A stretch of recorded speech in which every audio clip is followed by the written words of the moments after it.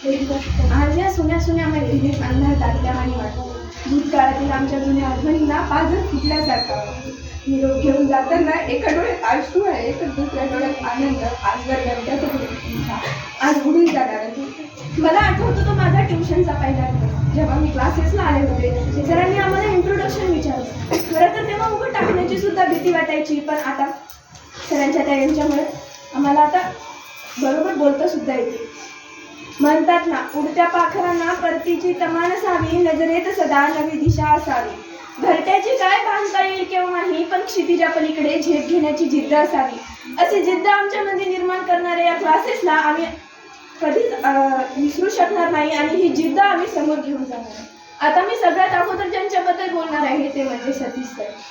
सरांना जेव्हा मी क्लासेसला आले होते मला वाटायचं सर इतकी इंग्लिश बोलतात, मला त्यांचं काही समजेल की नाही. पण सरांनी इतक्या छान पद्धतीने शिकवलं की त्यांचं समजायला लागलं. सरांनी आमच्यातलं बॅड कंडक्टरचं गुड कंडक्टर आणि गुड कंडक्टरचं सुपर कंडक्टर बनवलं. सरांनी त्याचबरोबर आमच्यातला इनर्शिया कमी करून आमच्यावर फोर्स लावून आम्हाला मोशनमध्ये आणलं, ते म्हणजे सतीश सरांनी. त्याचबरोबर मोटिवेट सुद्धा केलं.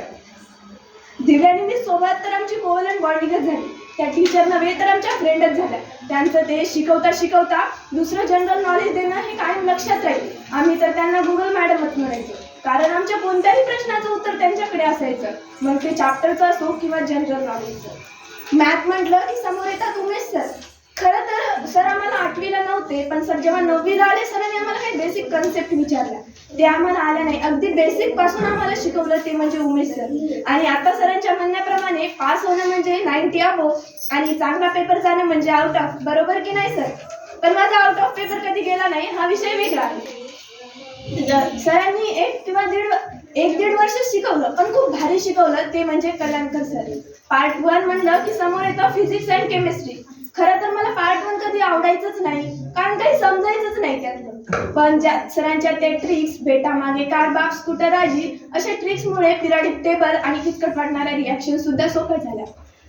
म्हणतात ना, नाजूकशा कळ्या सुंदर असतातच, नाजूकशा कळ्या सुंदर असतातच, रंगीत फुले नेहमी उगवतातच, रंगीत फुले नेहमी उगवतातच. नजरेत भरणारे तर सर्व शिक्षक असतात, पण हृदयात राहणारे तुमच्यासारखे शिक्षक फार कमी असतात. हृदयात राहणारे तुमच्यासारखे शिक्षक. आम्ही या क्लासेसमध्ये खूप चुका केल्या, त्या तुम्हाला माहित आहे आणि तुम्ही माफ करणार तेही आम्हाला माहित आहे. करणार ना माफ सर? पण त्या चुकातून शिका हेही तुम्हीच आम्हाला शिकवलं. आमच्या पंखांना तुम्ही बळ दिलं आणि त्याच पंखाने आम्ही झेप घेणार आहोत आणि यावर्षी तुम्हाला घवघवीत रिझल्ट देणार आहोत.